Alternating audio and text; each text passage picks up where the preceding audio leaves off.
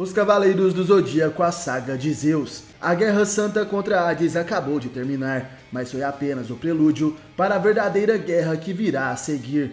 Essa é a abertura da última Guerra Santa, o prólogo do Apocalipse. Somos levados ao submundo no Templo de Hades, que se encontra nos Campos Elíseos. Aquele lugar começa a cair em ruínas, desmoronando perante a Athena Saori, que utilizava sua armadura e tinha em seus braços o cavaleiro de Pégaso Seiya, trajando a sua armadura divina.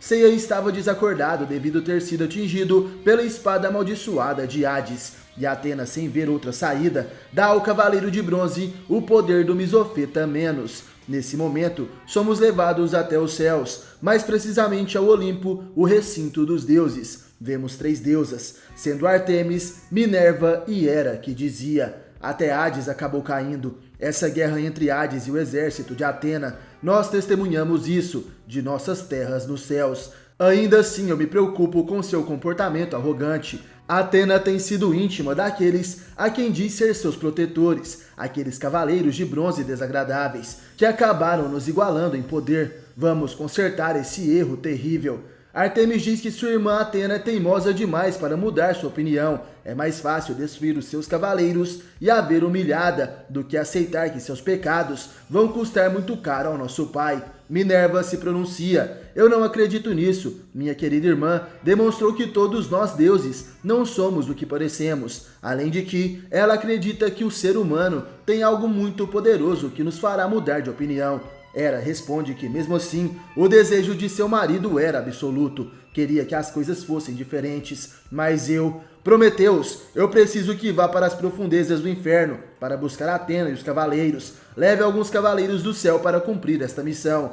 O guerreiro Prometeus acata aquelas ordens, e em pensamentos Hera dizia: Atena, filha, mesmo que seu pai não me perdoe por isso, eu vou fazer o possível para protegê-la. Mesmo que ele me torture, eu não posso esquecer. Zeus me fez te abandonar no santuário quando você era um bebê. Você deveria saber que eu sou sua mãe. Não sei se você me aceitaria. Eu morreria se você me rejeitasse. O que me dá alegria é que o meu fiel guardião, que passou de um dos 13 discípulos para um dos 12 cavaleiros de ouro, te protegeu até o fim. Ele foi um grande homem. Filha, você tem sorte. Vemos Atena abraçada com Seiya e o templo de Hades caindo sobre eles. Porém, antes que os cavaleiros celestiais chegassem, uma enorme luz vinda dos céus ilumina Atena e os cavaleiros de bronze. E o Deus Supremo Zeus, que observava, dizia: Atena, nesses últimos tempos, você passou por situações difíceis e desesperadoras. Uma situação que não te corresponde. Qual a razão que insiste tanto em proteger esta humanidade totalmente podre? Porém, você e seus cavaleiros têm demonstrado um poder de um imenso amor. Não vou deixá-los neste lugar. Merecem viver uma vida sem dor. Merecem outra oportunidade. Nesse momento, as armaduras divinas dos cavaleiros e de Atena desaparecem, e a voz continuava: vocês merecem o respeito de todos os deuses. Merecem ver um novo amanhecer, o som das aves, o cheiro das flores. Merecem viver. Atena, minha filha, espero que nada te faça sofrer. Seja feliz. Que seus valentes cavaleiros vivam uma vida tranquila e sem dor. Que todos voltem a viver de novo.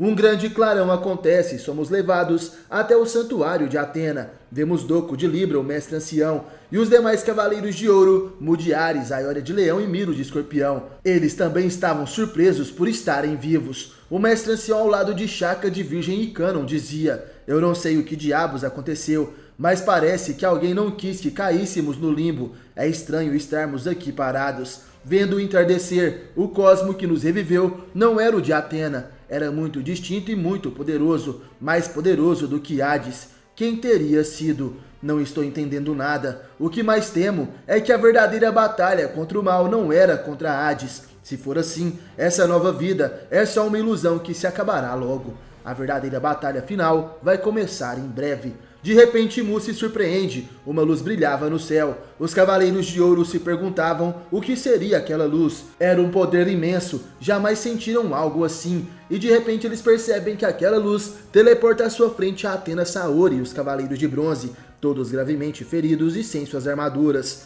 A deusa dizia: Aiória, Mu, Shaka, Cânon e Doco, Fico alegre em ver vocês com vida. De repente Atena também perde a consciência, do que os demais ficam preocupados. Levem a senhorita Atena para o seu templo. Doku dizia que Seiya lutou como nunca havia feito em sua vida, mas agora sequer pode se mover, muito menos me escutar. A maldição de Hades destruiu a sua alma e seu corpo está em um estado de coma. Me dói te ver assim, após chegar tão longe. Juro em nome dos Cavaleiros de Ouro que protegeremos esse seu corpo amaldiçoado até encontrarmos um jeito de te reviver completamente. Shaka segurava Shun e dizia em pensamentos: as estrelas estão brilhando como nunca e estão me dizendo que um grande poder renasceu nesta época. Sem dúvidas, senti um cosmo muito similar ao de Atena. Eu me recordo deste cosmo, já fazem 1000 anos, quando enfrentei esse cosmo que custou a minha vida. Foi graças a isso que pude chegar ao poder divino, só espero que ele não venha nos destruir. Shaka de Virgem se recorda daquele cosmo, de suas batalhas em vidas passadas. No Monte Olimpo, somos levados até o Salão do Trono, e então o deus Abel se apresentava para o seu pai Zeus, que dizia: Abel, meu filho, você foi perdoado por seu erro de querer sobrepujar o meu poder, por isso lhe devolvi a vida somente para que cumpras o que eu ordenar. Abel fala para seu pai que reconhece seu erro e lhe deve total devoção. Cumprirei tudo o que me designar, seja o que for, sem nenhuma objeção. Zeus fala que isso era perfeito. Quero que você vá até a terra e me traga Atena. Quero ela diante da minha presença, e se os cavaleiros se opuserem, já sabe o que fazer, entendido? Abel acata as ordens de seu pai sem nenhuma objeção. Ele então parte na sua missão, e Zeus dizia em pensamentos: Atena, minha pequena filha, é chegado o tempo de reunir todo o panteão olimpiano, mas antes deverá me demonstrar que cresceu como uma verdadeira deusa. Verei com meus próprios olhos seu trabalho abaixo de total desespero,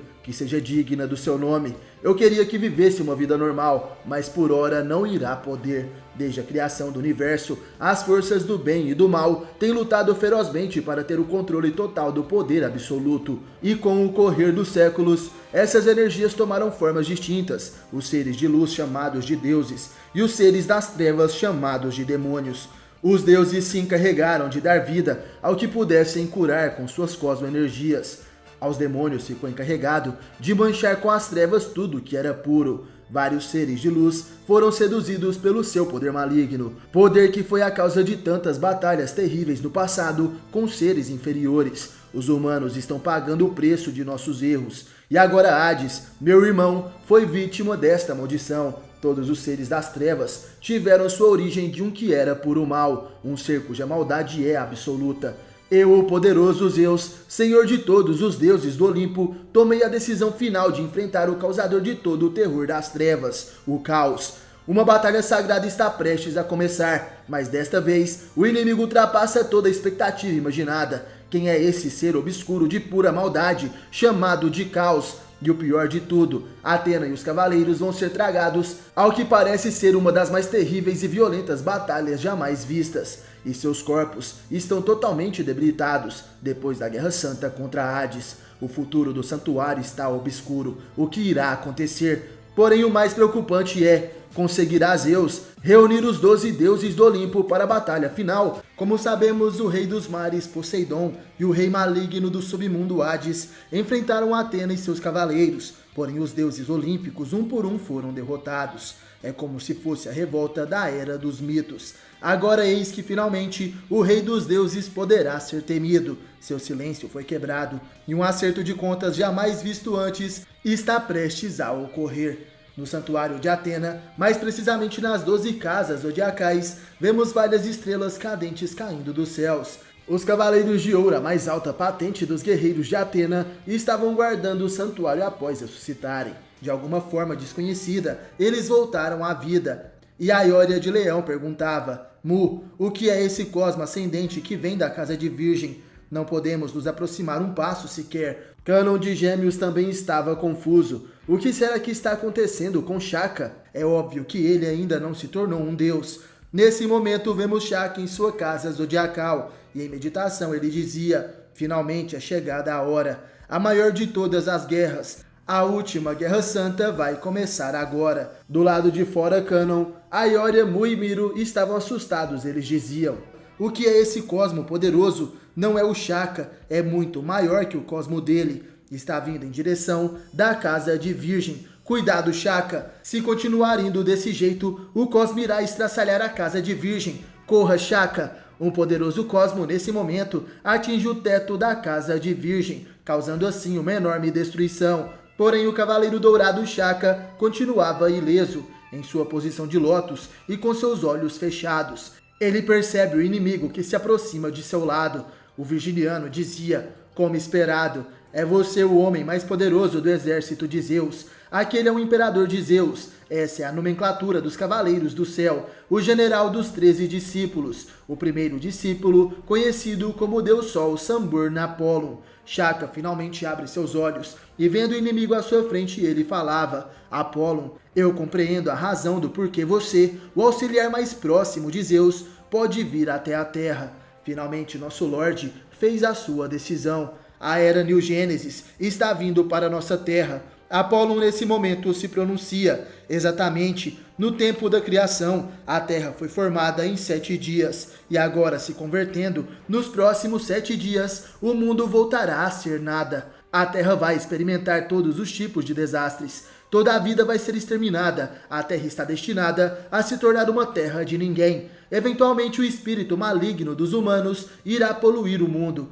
Antes que isso aconteça, Zeus, através do seu grande poder, vai reparar isso. Após isso, as criações que receberem permissão de viver em New Gênesis usarão suas mãos para renascer em um mundo novo e sagrado. Resumindo, estas criações são as únicas que possuem qualidades que podem transformá-las em um deus. Em outras palavras, são os que possuem o 9º sentido, a origem de um deus. Para encontrar aqueles que possuem o 9º sentido, para guiá-los para o paraíso, antes do expurgo da terra. Você foi enviado para cá com esse propósito, Shaka. Ou melhor, imperador, um dos 13 discípulos, o 7º discípulo, o deus da glória, Mefisto de Terra. Nesse momento é revelado que Shaka é um dos guerreiros de Zeus. Na verdade, ele é a reencarnação do deus da glória Terra, Mefisto. Ele então dizia, eu não esqueci do meu dever, mas Apollon, eu tenho uma pergunta. Antes que a Era New Gênesis aconteça, você poderia falar com Zeus? O mal se espalha pela terra, assim como as origens do 9º sentido também se espalham pelos corações de algumas pessoas. Agora, se a limpeza se concretizar, esse potencial será retirado para sempre. Eu acho que isso vai contra a vontade de Deus. Apollon responde que não pode falar com Zeus. O tempo é curto. E mais importante do que proteger os possuidores das origens de Deus, nós precisamos em primeiro lugar eliminar as origens do mal. Disso você já sabe que não há ninguém que possa subjugar uma decisão que o nosso Lorde já tenha tomado. Você e Atena eram criações do paraíso, ainda que viver na terra tenha feito com que vocês ficassem mais unidos aos humanos. O Senhor Zeus temia que vocês dois tivessem abandonado suas missões, ao que tudo indica. Apollon estava indo embora da casa de Virgem, porém de repente outro guerreiro misterioso aparece. Ele dizia, Apollon, o general dos imperadores não precisa sujar suas mãos para cuidar de traidores como Mefisto.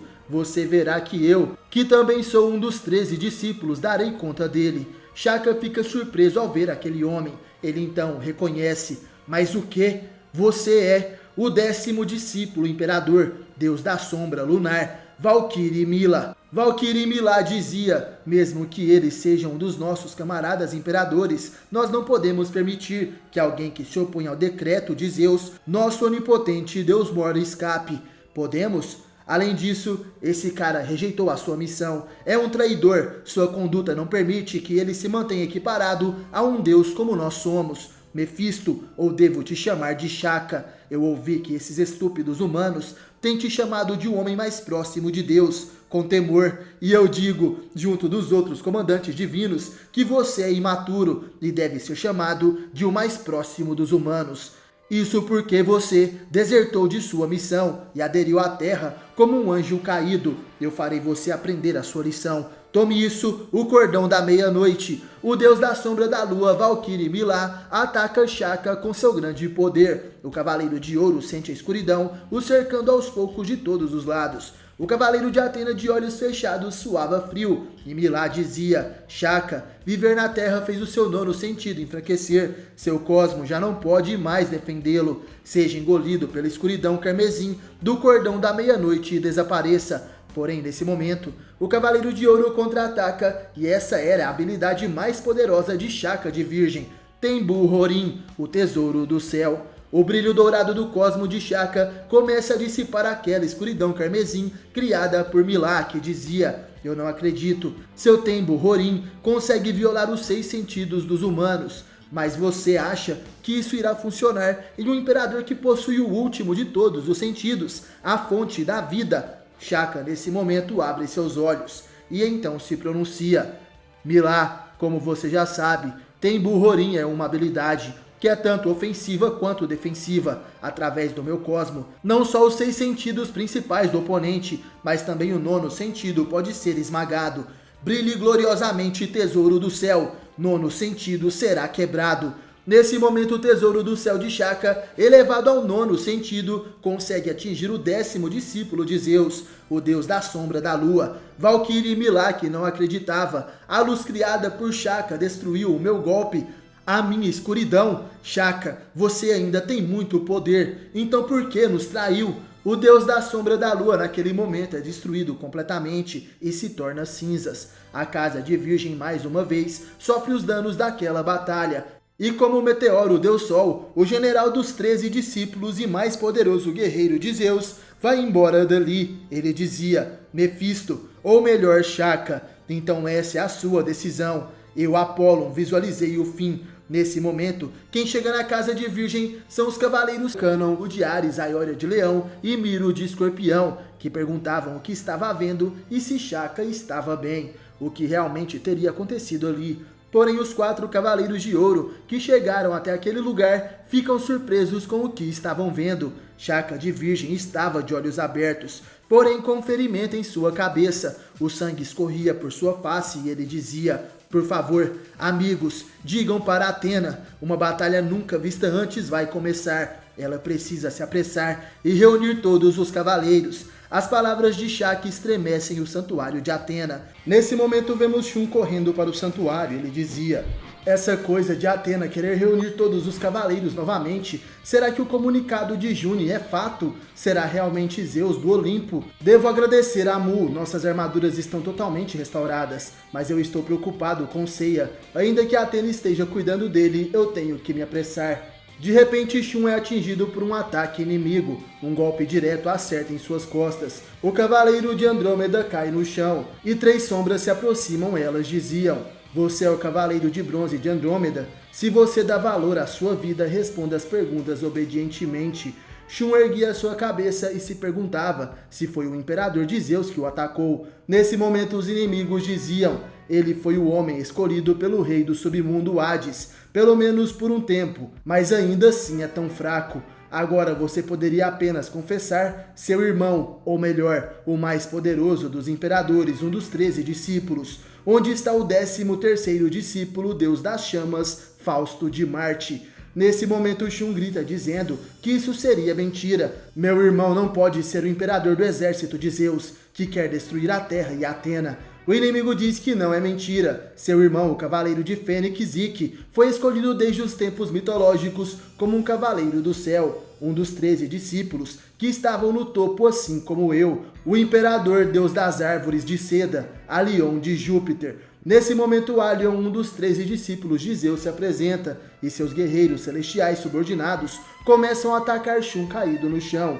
Eles diziam: Você entendeu? O Senhor Fausto irá cortar os vínculos que ele possui com os cavaleiros de baixo escalão. Seu irmão, ele virá conosco para o paraíso. Você apenas irá dizer rapidamente para o Senhor Alion onde ele está. Shun, chorando, dizia que seu irmão não era o imperador, e os inimigos continuavam, ainda falando dessa maneira: É como uma criancinha no fim de um século. Você insiste em continuar fingindo? De repente, aqueles 3 guerreiros celestes começam a entrar em combustão. Eles são atingidos por poderosos golpes. Isso chama a atenção de Alion, que dizia: embora eles fossem tropas comuns, aqui existem pessoas que podem derrotar os imperadores de nível mais baixo com um golpe.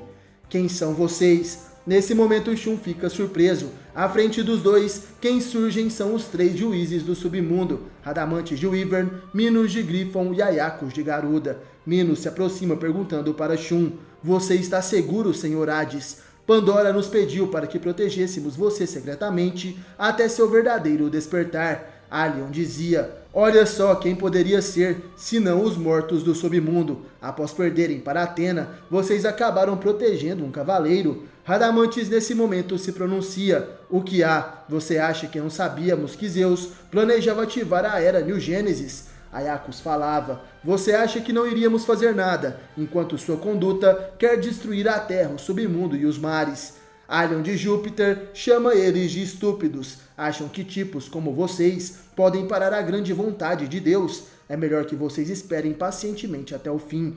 Nesse momento, os juízes do submundo respondem: "Seu tolo, ainda que Zeus seja o Deus Mor, você acha que nós o deixaremos fazer tantas coisas ultrajantes? Se todos vocês dão valor às suas vidas, vocês devem abandonar tamanha ideia insignificante." Os 3 juízes partem para o ataque contra o discípulo de Zeus. Aiacos dizia: "Tome isso, o poder dos espectros, a ilusão galáctica." Allion é pego na ilusão galáctica, porém nem sequer descruza seus braços. Ele dizia: "Eu nem preciso desviar de uma habilidade tão mesquinha assim. A minha armadura do céu, a Dres entregue por Zeus, você não pode nem mesmo arranhá-la." Aiacos fica surpreso. "Eu não acredito", se deixando acertar pela ilusão galáctica e permanecendo imóvel. Nesse momento, Allion ataca. "Deixe-me mostrar a você a nítida diferença entre os mortos do outro mundo e os maiores guerreiros do céu, os 13 discípulos." De repente, o punho de Allion é parado por fios. O deus das árvores de seda se surpreende. "Mas o que? Essas linhas de Cosmo se enrolando em torno de mim." Nesse momento, vemos Minos, que dizia: "Essas são as fatais cordas manipuladoras, a marionete cósmica. Agora você é apenas um boneco que eu posso manipular." Sorrindo, Allion fala que Minos é um idiota. "Você pretende selar os movimentos de um servo de Deus com essas finas cordas?" Minos nesse momento se surpreende. Suas sapures começam a se quebrar e ele dizia: "Mas o que? É impossível." Ele reverteu seu poder através da marionete cósmica e atacou o meu corpo. Minos de Griffon sofre os danos daquele ataque e Radamantes fica preocupado. "Maldito seja, desapareça Allion, destruição máxima." O Wyvern ataca com sua destruição máxima, porém, todo o seu poder é parado pelo dedo indicador da mão esquerda de Allion. Radamantes não consegue acreditar naquilo. "Mas o que? A destruição máxima foi bloqueada com apenas um dedo?" Allion nesse momento dizia: "Eles vieram de tão longe para ajudar, mas eles são tão lamentáveis, que absurdo, esses que desejam ir contra o paraíso. Deixem seus corpos saberem o quão profundos seus pecados são por se oporem a Deus. Tomem isso, a suprema gravidade do grande universo, a pressão titânica." O Imperador dos Céus, Allion de Júpiter, ataca com todo o seu poder, atingindo em cheio os 3 juízes do inferno e os destrói completamente. Shun fica surpreso com isso e Allion dizia: "É tão natural a forma como tantos espectros e cavaleiros, que sempre estão em grupos, não são páreos para os imperadores. Não posso fazer nada, mas com isso posso levá-lo comigo ao paraíso. Fazendo isso, eu não precisarei encontrar Fausto. Provavelmente ele virá ao paraíso para encontrar você." Esse era o plano de Allion, porém o discípulo de Zeus se assusta ao sentir um cosmo ardente se aproximando e ele dizia: esse cosmo ascendente, quase que como se estivesse protegendo Andrômeda. Uma parede de fogo está obstruindo o meu caminho. É possível? Você é." Nesse momento vemos o homem que se aproxima. Ele dizia: "Eu sou o Homem de Fogo, que aparece quando Andrômeda está abatido. Mesmo se você nunca ouviu o meu nome, já se é comumente notável me conhecer. O pássaro imortal, Ike de Fênix." Porém, Allion diz que não. Esse é o Imperador, um dos 13 discípulos, o 13º discípulo, o deus das chamas Fausto de Marte.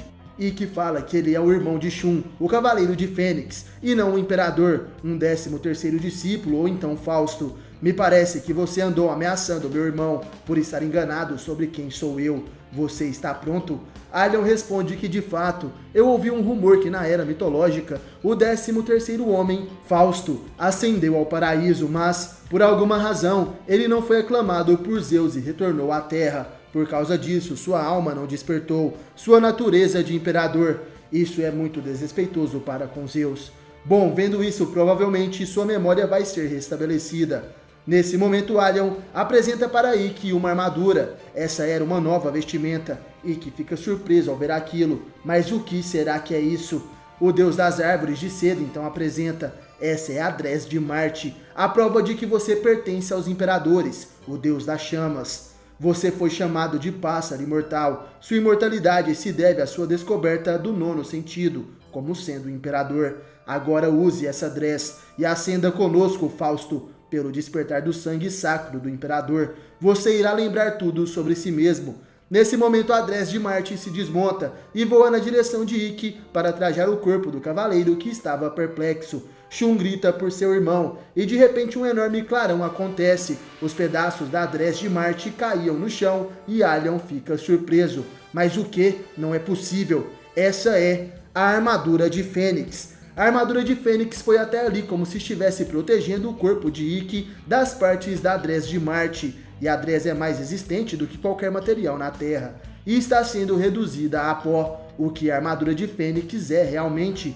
Ikki de Fênix sorrindo diz nesse momento: a minha fiel armadura, parece que ela não me permite ter duas identidades. Vendo seus planos frustrados, Allion de Júpiter tenta sair dali, mas Ikki o impede. Agora você espere. Você fez tudo isso e simplesmente vai embora? Allion pergunta o que o cavaleiro pretende fazer. E o Fênix responde que é óbvio: devolver o que você fez ao Shun e ao resto. Tome isso. Golpe fantasma de Fênix. Ikki passa através de seu adversário celestial que dizia: um dos 13 discípulos, como eu, tem que suportar punhos tão fracos que triste. Parece que você foi contaminado pela poluição terrena. Seu cosmo, na verdade, foi reduzido ao dos outros cavaleiros. Porém, naquele momento, o discípulo de Zeus começa a sentir um cosmo ardente vindo em sua direção. Ele dizia: mas o que? Não acredito, o que é isso? O golpe Ave Fênix de Ikki atinge o inimigo. A Dres de Allion começa a se despedaçar. E em desespero ele gritava: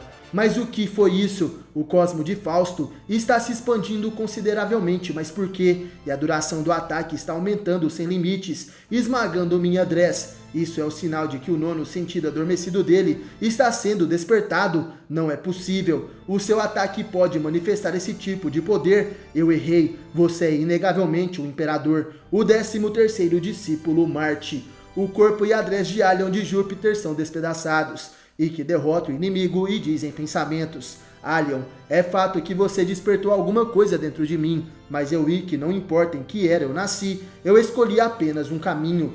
Nessa hora, Shun, que chorava, chama por seu irmão, que responde: Shun, ao que parece nem eu nem você iremos nos tornar um deus. Mas agora, durante quanto tempo você vai ficar chorando? Levante-se, Shun, a hora chegou. Você e eu, não importa quantos destinos nós temos, já não há mais enganos. Como cavaleiros de Atena, pela paz na terra, derrotar o mal é o que importa. Shun fica sério nesse momento. Sua decisão é de proteger a Terra até o fim. Esse é o início da Guerra do Céu. Há muito tempo atrás, na longínqua hiper-era mitológica, a Terra havia apenas nascido do Big Bang. A Terra era apenas uma gigante massa de energia, mantida em um estado de caos. E neste tempo, após atravessar todos os tipos de dimensões, o grande deus do tempo Cronos visitou a Terra e deixou as origens da vida, sendo chamadas na Terra de a Grande Vontade.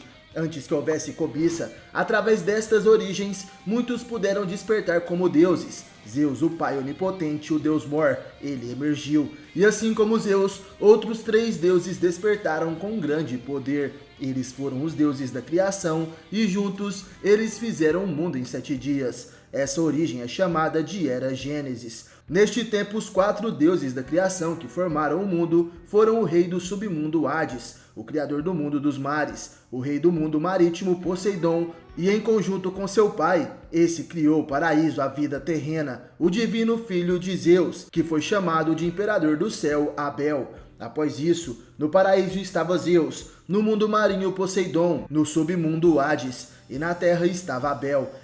Eles comandaram seus respectivos mundos criados. A terra, como faz uma mãe, gerou vida e a espalhou. E antes da cobiça entre as pessoas da Terra aparecer, alguns descobriram a habilidade de rivalizar com os deuses do nono sentido. também chamado de a origem de Deus, esse foi o início dos imperadores, os 13 discípulos. Entre os humanos, o primeiro homem a despertar o nono sentido e ascender ao paraíso recebeu o título de Deus Sol, o primeiro discípulo, Samburn Apollon. Seu poder era de chefiar as pessoas honradas de bom coração, e ele comanda os 13 discípulos, o topo dos imperadores, dito que é o mais poderoso homem. Não somente na terra, mas também no submundo e no mundo marinho apareceram pessoas que também descobriram o nono sentido, quase que ao mesmo tempo. Seguindo Apollon, houveram muitos que ascenderam ao paraíso. Do submundo, o segundo discípulo Teres, do mundo marinho, o terceiro discípulo Triton. E conforme Abel assistia o despertar do nono sentido nos mundos, ele decidiu confiar a terra à deusa Atena, a divina filha de Zeus, sua irmã de sangue, que nasceu ao mesmo tempo da criação do céu e da terra. Por alguma razão, ele regressou ao paraíso e passou a assumir o posto de quarto discípulo. E depois ainda naquela era, com o passar de pouco tempo, o restante dos 13 discípulos ascenderam ao paraíso um após o outro, por conta dos 13 terem recebido o batismo, a prova de pessoas iluminadas, vindo do próprio Zeus. Eles possuem poderes que variam de imperador para imperador, cada um possui um título baseado na ordem da ascensão. Pelo fato dos 4 primeiros discípulos comandarem o paraíso em conjunto com Zeus e também por possuírem poderes diferentes dos outros membros dos 13 discípulos, esses 4 são chamados de os 4 divinos imperadores do céu. E agora a contagem atual dos imperadores se aproxima de 200 homens. Essa história estava sendo contada para Ikki de Fênix por Shaka de Virgem. O Cavaleiro de Bronze dizia: então, como Alion disse, eu fui um dos imperadores que serviram a Zeus há muito tempo atrás. E Shaka fala que sim, o único que possui o destino de ser o último dos 13 discípulos. É você, Ikki. Mas esse 13º homem, Fausto, por alguma razão não ascendeu aos céus e não recebeu a bênção do batismo de Zeus, e por isso retornou à terra. Enquanto eu, que recebi o batismo, posso contactar livremente o paraíso, você ainda precisa despertar seu próprio poder de imperador,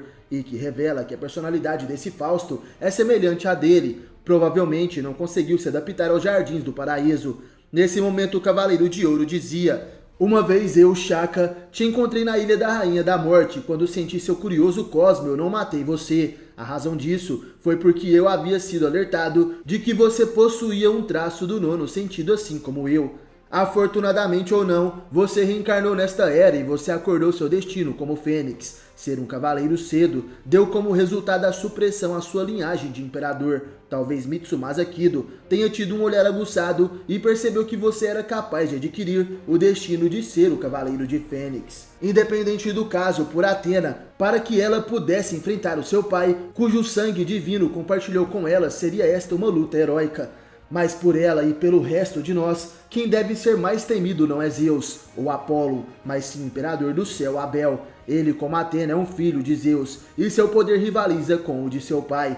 Aquele que confiou o reino da terra à sua irmã Atena, o original comandante da terra. Suas motivações irão determinar onde essa batalha irá dar.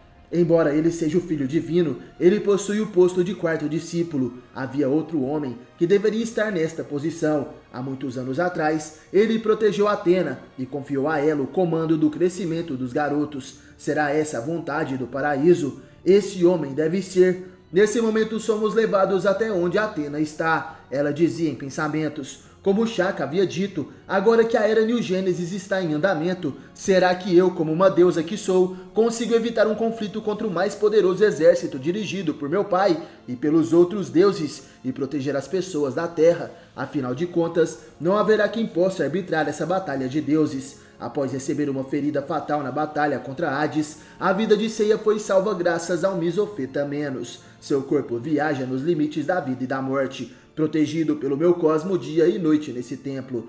Nesse momento, Mudiares e Cânon de Gêmeos chegam até o templo de Atena e eles diziam: as ordens para a reunião urgente foi dada a todos os cavaleiros. Estarão todos reunidos aqui em 1 ou 2 dias. Saori agradece o trabalho daqueles dois, porém de repente algo chama a sua atenção. Os cavaleiros também sentem algo e diz que isso era impossível. À frente deles surge um deus. Quem desce dos céus é ninguém menos do que Abel. Ele olhava fixamente para os cavaleiros de ouro ali presentes, que ficam paralisados. Eles então percebem que o cosmo de Abel está os prendendo. E nessa hora Atena se pronuncia: como esperado de você, o quarto dos 13 discípulos, o imperador deus do céu Urano. Ou melhor, o mesmo que eu, uma criança de Zeus, meu grande irmão, o imperador do céu Abel. Após milhares de anos, não pode ser, irmão, você veio à Terra como um representante de nosso pai Zeus. Abel então a responde: não, eu não estou aqui para representar o meu pai. Eu vim à Terra por minha própria vontade como seu irmão.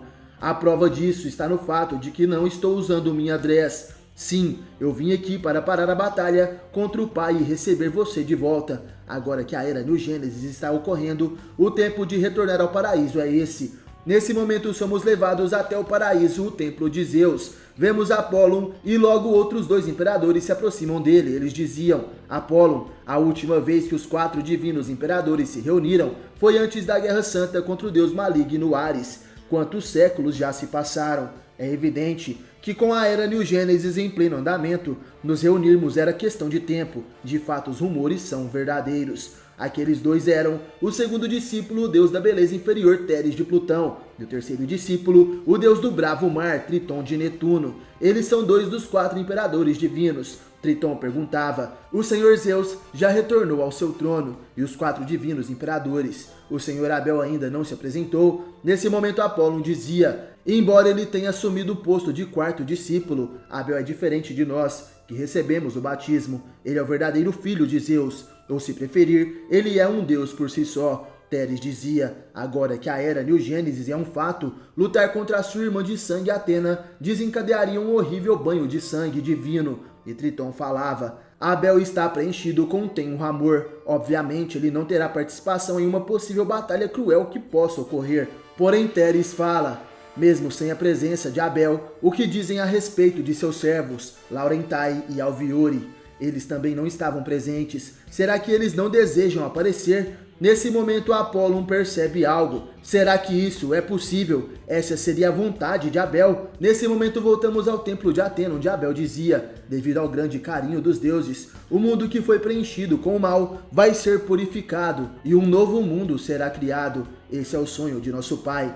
E vós, acreditando no amor e na justiça, irá proteger a terra e a vida existente nela. Nossos pontos de vida são diferentes, mas nossos desejos para o mundo são semelhantes. Eu estive pensando qual é o correto, mas ainda não pude decidir. Além do mais, a história irá provar definitivamente se essa batalha é certa ou errada. Mas suas chances contra o mais poderoso exército, comandado por Zeus, é de 1 em 10.000. Saori nessa hora dizia: certamente, nós temos uma pequena chance de vencer, e se eu puder, eu não quero lutar contra meu pai, mas eu não posso fingir que a Era New Gênesis não está acontecendo, sem nenhum julgamento a respeito desta batalha de deuses, sabendo que não posso evitá-la para proteger as pessoas da Terra. Mesmo se eu me tornar uma inimiga do meu pai, eu lutarei com os cavaleiros que acreditam no amor e na justiça. Então, por favor, empreste-me seu poder. Você, irmão, pode enfrentar o exército de Zeus de igual para igual, e a Terra era originalmente protegida por você. Foi você que confiou a Terra nas mãos de sua pequena irmã.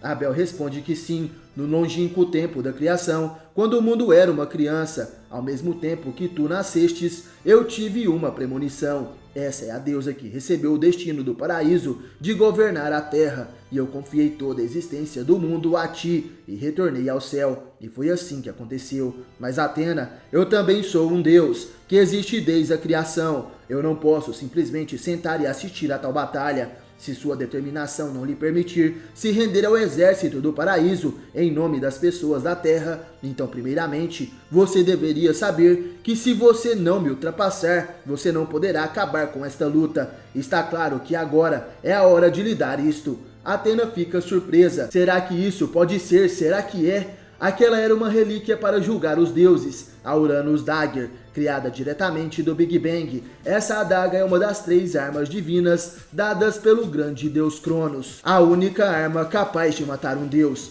Abel coloca a arma divina nas mãos de Atena e dizia: apunhale o peito de seu irmão com essa adaga, como prova de sua determinação em lutar. Se tu não consegues fazer isso, então renda-se.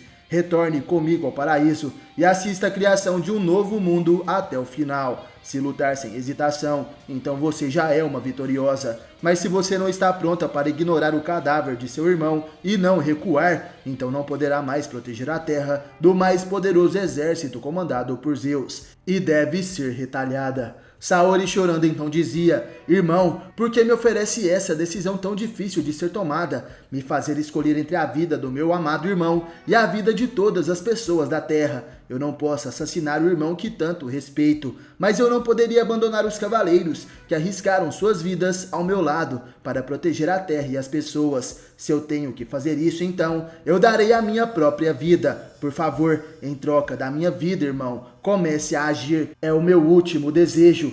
E o meu último desejo é que com a minha morte, Zeus nos dê uma trégua temporária. Nesse momento, Atena aponta a adaga de Urano para o seu pescoço, e Abel observava Atena, sua generosa irmã. Nesse momento, o tempo parou. As respirações de todo tipo de vida na terra foram confiadas ao imperador do céu. Apenas uma pessoa com o coração repleto de amor, com seu cosmo exibindo traços gentis viajantes. E de repente vemos o sangue jorrar. Abel avança, ele segura a mão de Atena e atinge seu próprio peito com a Uranus Dagger. Abel se sacrificou com a arma divina matadora de deuses em seu coração. Atena fica chocada e larga a adaga de Uranus no chão. Ela, chorando, perguntava: irmão, por que você fez isso? Abel fala para Atena que estava tudo bem. Eu sabia que isso iria acontecer. Ser silencioso e assistir essa batalha é muito difícil para mim. Eu não quero perder você. Além do mais, isso também é para reparar o meu pecado.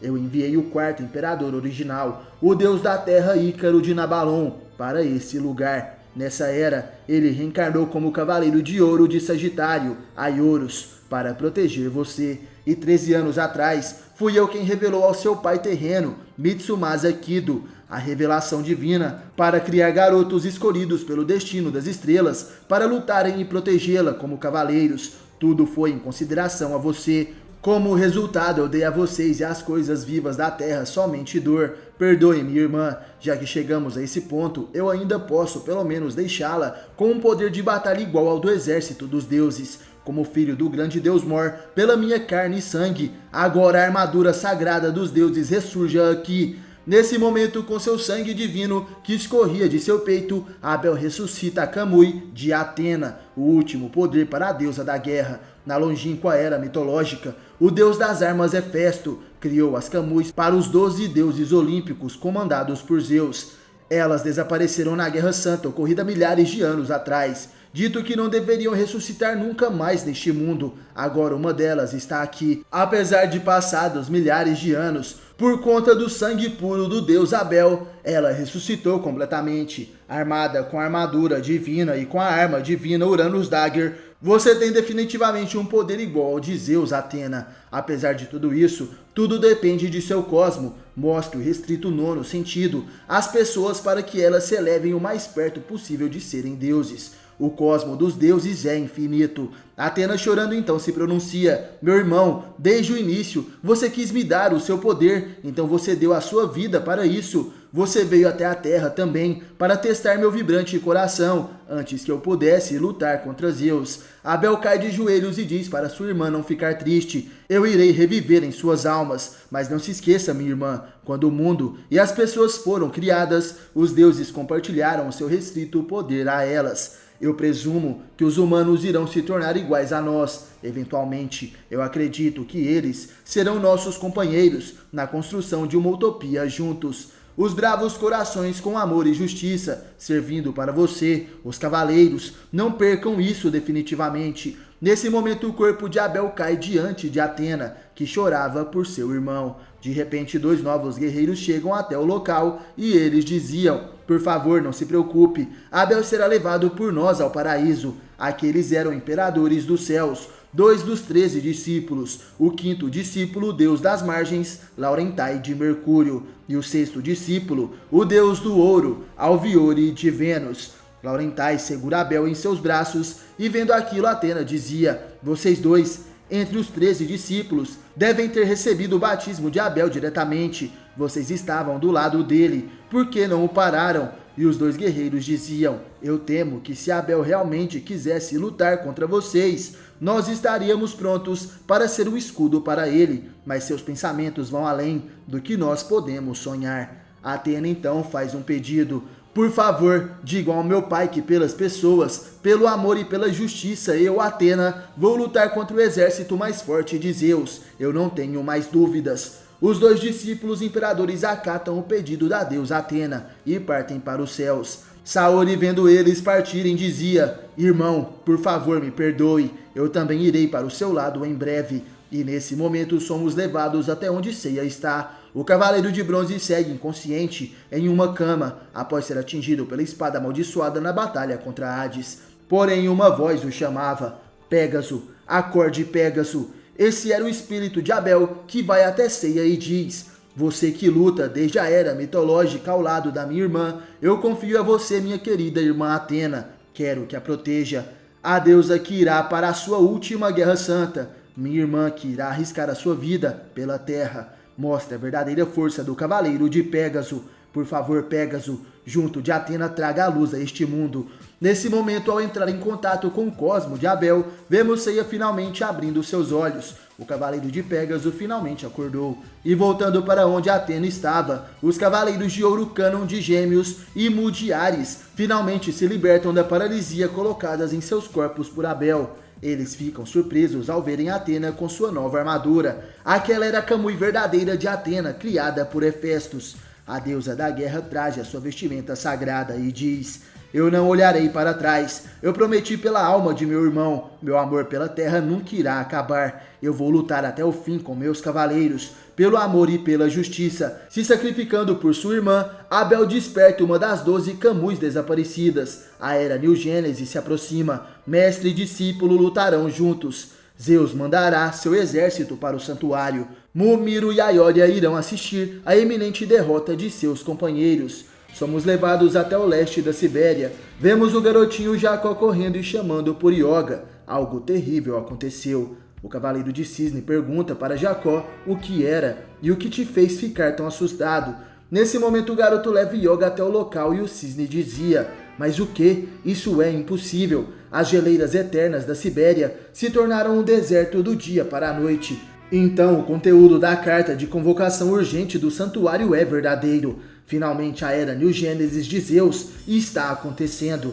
E é certamente um inimaginável levante que está começando a açoitar a terra, que está caminhando em direção à destruição. Eu tenho que me apressar. Nesse momento somos levados até o paraíso, o templo de Zeus. Vemos 4 guerreiros celestiais que se reuniam. Um deles é um oficial profeta, o imperador Prometeus, que dizia: companheiros, as traições de Fausto e Mefisto, as derrotas de Milá e Alion, a declaração rebelde de Atena e a rápida morte de Abel, uma série de inaceitáveis eventos está fazendo com que Zeus e os outros deuses do paraíso se lamentem.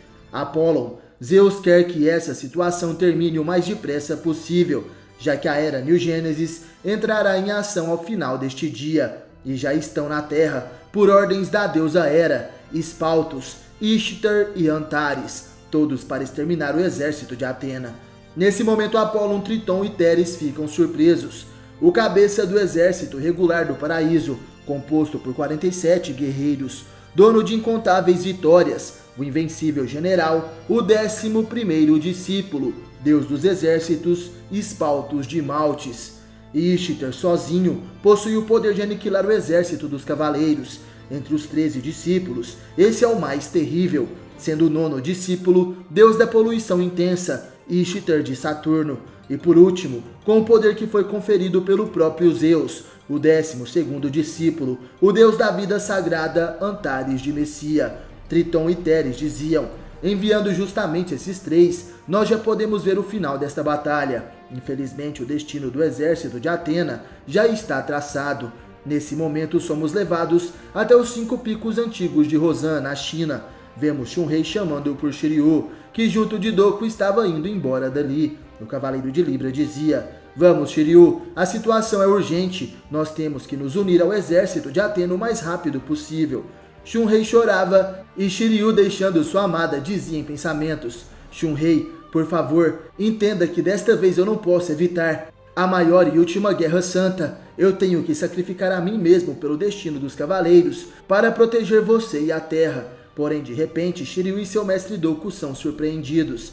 Eles sentem 3 poderosos cosmos se aproximando. À sua frente, a água da cachoeira de Rosan começa a aumentar. E então, finalmente, os 3 inimigos se revelam e diziam: "Ah, se não é o velhote mestre ancião dos 5 picos antigos de Rosan, Doku de Libra. Nós viemos repassar a vontade de nosso Deus soberano Zeus. A você que é essencial ao exército de Atena. A Era New Gênesis já está acontecendo e todo mundo será destruído. Todos vocês, juntamente com a sua deusa Atena, devem mostrar redenção e especialmente pedir por piedade e assistência. Vamos lá, nos responda com seus corações." Doku então responde: "Nesse momento você acha que haverá algum cavaleiro de Atena que irá se render? Nós iremos lutar para proteger a terra e a vida que nela há, até o fim. Considerando que Atena ousou ser uma inimiga do seu clã divino, então sua pergunta é irrelevante." Nesse momento, os guerreiros de Zeus começam a atacar e eles diziam: "Ah, você planeja ir de acordo com o destino da terra, abandonada pelos deuses, mas você não será capaz de ver o final deste mundo, aqui e agora." Shiryu fica surpreso e seu mestre Doku grita para ele se afastar. Os cavaleiros celestiais concentram seus poderes. Eles têm como alvo o Cavaleiro de Ouro de Libra. Porém, Doku, rapidamente, mesmo sem utilizar a sua armadura, dispara seu golpe mais poderoso, o Cólera dos 100 Dragões. Com apenas um golpe, ele consegue conter as 3 técnicas dos inimigos e ainda aniquilar da existência aqueles imperadores de baixo nível. Porém, de repente, em meio àquela destruição, um novo guerreiro aparece. Shiryu e Doku ficam surpresos. Eles se perguntam quem seria aquele homem. E então o Guerreiro dos Céus finalmente se apresenta. "Eu sou um dos 13 discípulos imperadores, o 12º discípulo, o Deus da vida sagrada, Antares de Messia." Doku fica furioso. Um dos 13 discípulos do maldito Zeus. Ele finalmente os enviou para a linha de frente. Antes que Atena ataque o paraíso, ele planeja travar uma batalha decisiva na Terra. Nesse momento, Antares se pronuncia: "Realmente, Doku dos 5 picos antigos, que possui mais de 200 anos de idade, os soldados comuns do céu não podem com você. Como esperado, você tem despertado o grandioso 9º sentido. É um companheiro dos imperadores. Será nosso companheiro, vivendo conosco na nova era New Gênesis. Você provavelmente será bem-vindo ao paraíso." Doku nesse momento não entende o que o inimigo estava tentando dizer, e Antares continuava: "Você sabe muito bem sobre tudo isso. Para um humano, uma vida prolongada por 200 anos e mais algumas décadas é uma vida proibida, mesmo com Misofeta-menos, conferida a você por Atena. Se você não tivesse descoberto o 9º sentido, o Misofeta-menos não teria surtido efeito. Doku de Libra, você também possui a vontade de Deus, os 9 sentidos em seu corpo. Você deve viver no paraíso como nosso companheiro. Você não é um homem que deve morrer como um cavaleiro junto com a terra. Agora vá em direção ao paraíso e garanta sua eterna devoção ao onipotente Lorde Zeus." E após ouvir aquilo, Doku sorri. Ele dizia: "Você me quer como um companheiro no exército de Zeus? Infelizmente, o Deus que eu sirvo não é o Zeus do paraíso. Para nós, nossa deusa é a única que ama a terra, vivendo juntamente com a Mãe Terra, somente a deusa Atena." Nessa hora, Antares diz que é lamentável, que não podemos levá-lo ao paraíso. "Então eu farei você desaparecer, assim como todos esses humanos estúpidos que têm negado o decreto do paraíso." Nesse momento, Shiryu pede por favor para que seu mestre deixe essa batalha com ele. Mas Doku responde que não lute, Shiryu. Porém, de repente, os olhos de Antares se caem sobre Shiryu. O Cavaleiro de Dragão é atingido por um poderoso cosmo. Porém, após isso, ele permanece de pé imóvel. Doku fica preocupado com seu discípulo e se aproxima de Shiryu para ver como ele estava. Nesse momento, o Cavaleiro de Libra se surpreende. "Mas o que? Shiryu, você está morto!" Antares, o 12º discípulo de Zeus, Deus da vida sagrada, põe seus olhos sobre Shiryu, Cavaleiro de Atena, e retira a vida do Cavaleiro de Bronze. Doku fica perplexo ao ver aquilo, mas nessa hora Antares então revela que sim, a vida desse homem já era como uma concha vazia, apenas um pedaço de carne, indo além da morte. A vida é como é. Esse homem abandonou seu corpo e deve retornar aos deuses no paraíso. Vida, como a própria palavra se explica, é uma ordem para viver, e o único que ordena tal coisa em primeiro lugar é Deus, a grande vontade. Através dessa ordem do nosso Deus absoluto e abençoado Zeus, os humanos têm aproveitado a proteção dos deuses e perseverado sua própria vida. Em outras palavras, a vida é a maior prova de piedade dada ao mundo pelos deuses. Toda a vida no mundo existe por causa de sua vontade. E sozinho ele ainda detém o poder que controla a vida e a morte. Mas como meu título de Deus da vida sagrada indica, eu sou o único que provém este grande poder. É uma tarefa fácil para mim cancelar a ordem de viver dada aos humanos pelos deuses e trazer a eles a morte, assim como fiz a este homem. Toda a vida na terra está nas minhas mãos e nas mãos dos deuses.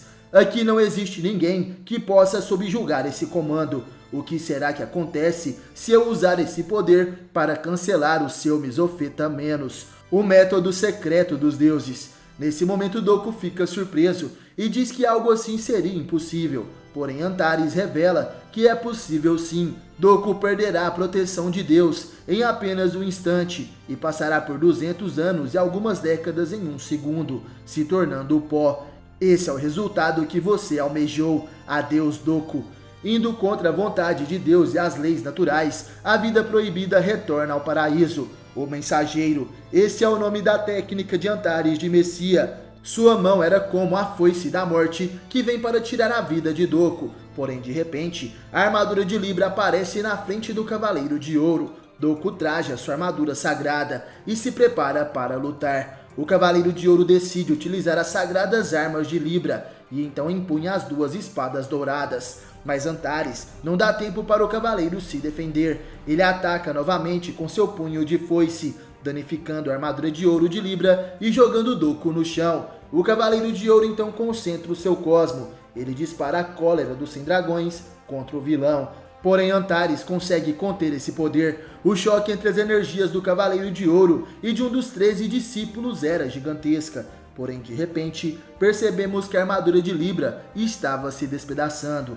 O poder da habilidade mensageiro de Antares começa a afetar Doku, que dizia enquanto era consumido por aquele poder: eu nunca pensei que os 13 discípulos possuíam tanto poder. Eu fui capaz de viver por 200 anos. Eu já não tenho mais arrependimentos, mas nestes tempos críticos vou desaparecer sem poder ser útil para Atena. Entretanto, mesmo se o corpo é destruído, a alma e o cosmo permanecem indestrutíveis. Shiryu, mesmo se a vida dos humanos é conferida pelos deuses, nós estamos aqui por causa dos humanos. Então viva Shiryu, comandado pelo seu próprio coração.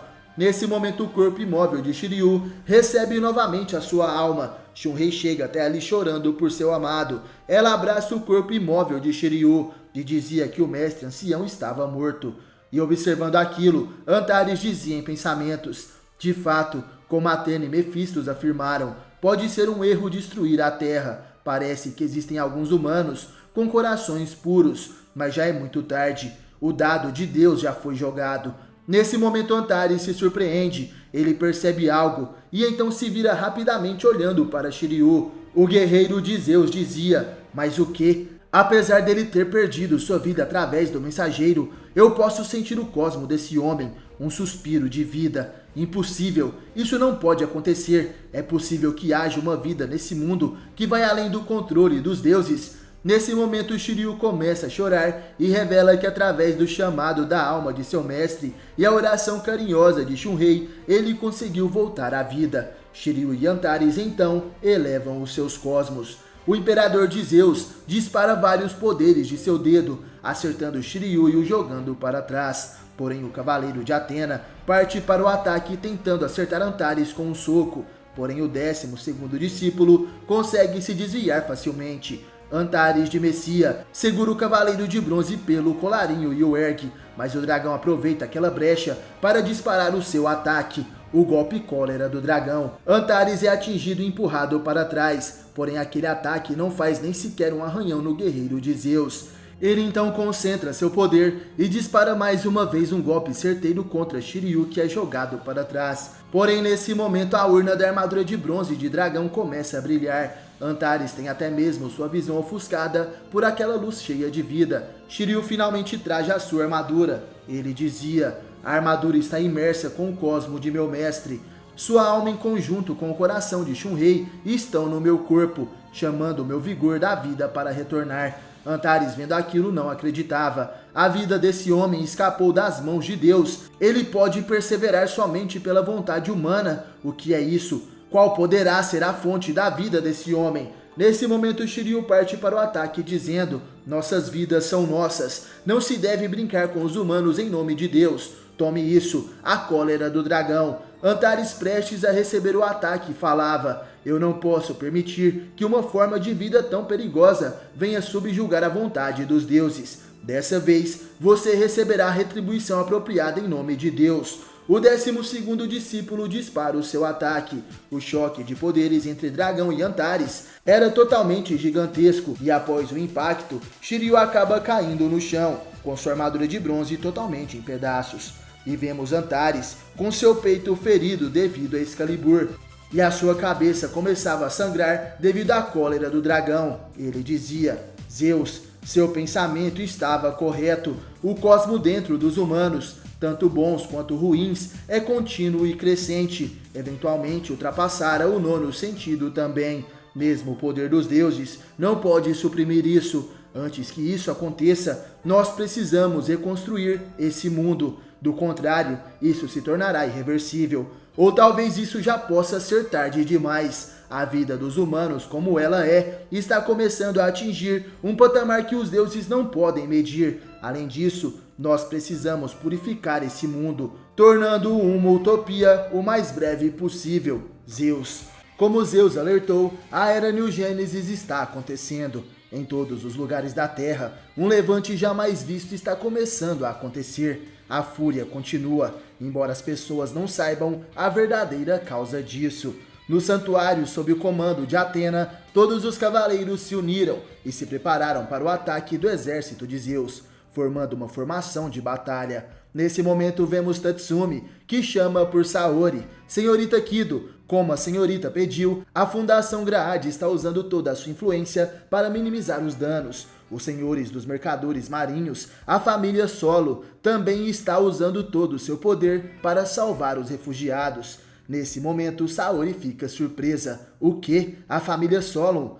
A Era New Gênesis já está acontecendo há 2 dias. As pessoas do mundo estão enfrentando tudo isso sem saber que este é um sinal da destruição da Terra. Nós também temos que ir ao paraíso. Por isso, na Batalha da Terra, nós temos que repelir qualquer coisa. E nesse momento, somos levados até os demais soldados do santuário. Os cavaleiros de bronze secundários que estavam junto das Amazonas. China de Cobra dizia: de acordo com os vigias, há um número aproximado de 50 imperadores invadindo o santuário.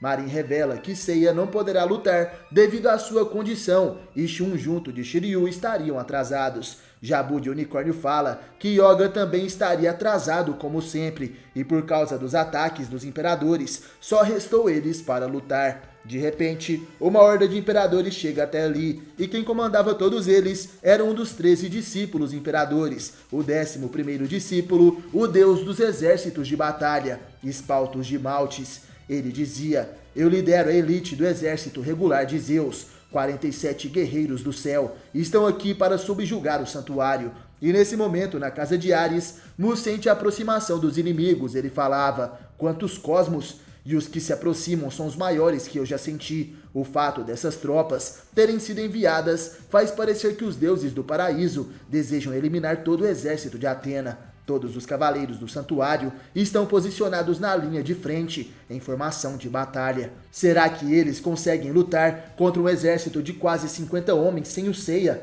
Miro de Escorpião também dizia: apenas pelos números, nós estamos em grande desvantagem, e todos eles são imperadores regulares. Se pelo menos tivéssemos os 88 cavaleiros todos aqui. A Ioria de Leão falava: para proteger o santuário de Atena, nós os Cavaleiros de Ouro não podemos abandonar as 12 casas. Nós contamos com vocês, Marin, China e todos os outros. A batalha entre os imperadores regulares, comandados por Espaltos de Maltes, contra os cavaleiros de bronze e as Amazonas foi intensa. Os guerreiros de Atena tiveram suas vestimentas destruídas e foram totalmente derrotados. Caída no chão, China de Cobra dizia: são muitas tropas. Como esperado, nós não conseguimos defender. Marin de Águia então completa: todos esses caras têm um poder que vai muito além do poder dos Cavaleiros de Prata. E Jabu de Unicórnio concordava: droga, não somos páreos para eles. E nesse momento o 11º discípulo, Espaltos de Malte, se pronuncia: ah, mas já o que restou da orgulhosa tropa de Atena são apenas peões. Não há desafio aqui, não há necessidade de movimentar todos esses 47 guerreiros do céu. E nesse momento, os imperadores, sob o comando do 11º discípulo, diziam: não há necessidade do senhor Espaltos, um dos 13 discípulos, usar suas próprias mãos para lidar com esta plebe. Deixe que nós, os mais poderosos dos 47 guerreiros, os 3 cavaleiros de Ganimedes, purifiquemos este lugar. Nesse momento, os 3 cavaleiros de Ganimedes se apresentam. Esses eram Átoras, Velâmios e Liches. E vendo isso, Espaltos dizia: muito bem, eu deixo este lugar com vocês, os 3 cavaleiros que estão no topo dos 47 guerreiros. E Liches, lidere metade dos 47 guerreiros e avance em direção das 12 casas. Elimine os cavaleiros de ouro que restam. Após isso, ordene a rendição de Atena. O imperador Liches então acata aquelas ordens. Porém, Espaltos continuava: agora o próximo passo. O homem que está se escondendo poderia mostrar-se a mim, cavaleiro de ouro de Gêmeos Cânon. Nesse momento, quem aparece atrás do 11º discípulo é Cânon de Gêmeos, que observava. Espaltos dizia: como esperado, é você. Você almejou a vida de Atena usando seu irmão e enganou o rei dos mares, Poseidon, pretendendo comandar o mundo como se fosse um deus. Um homem que até mesmo os deuses temem. Sua má reputação se estendeu ao paraíso. Originalmente, você e Saga deveriam ter nascido como um único mago de bom coração, como um deus. Se isso tivesse acontecido, você poderia estar além dos imperadores, mas um humano deve ter um coração parcialmente bom e parcialmente ruim.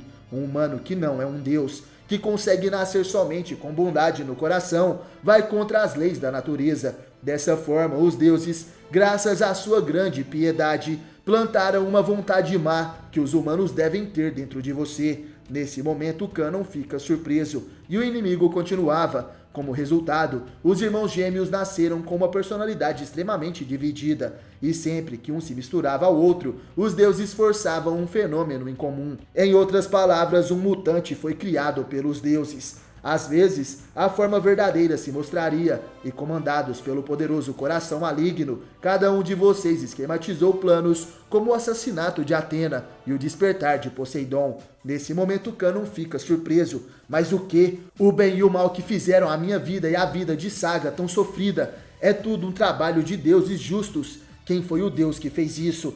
Nesse momento, Espaltos de Maltes começa a rir. Você não precisa saber disso, porque você vai morrer aqui pelas minhas mãos.